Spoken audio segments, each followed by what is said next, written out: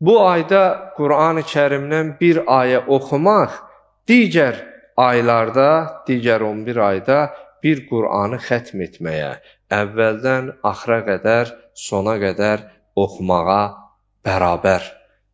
Ola bilər, aramızda elə insanlar Qur'anı oxuya bilmir, məyus olsun, əsla məyusluğa yer yox.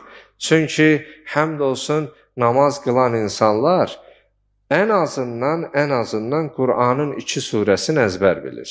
Bir, Fatihə surəsini, bir də İxlas surəsini.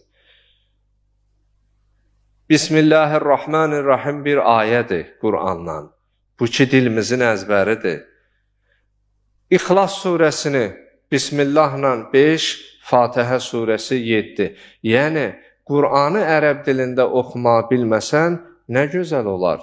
Tərcüməsi ki, bizim dilimizdə var. Qur'anın baharıdır bu ay.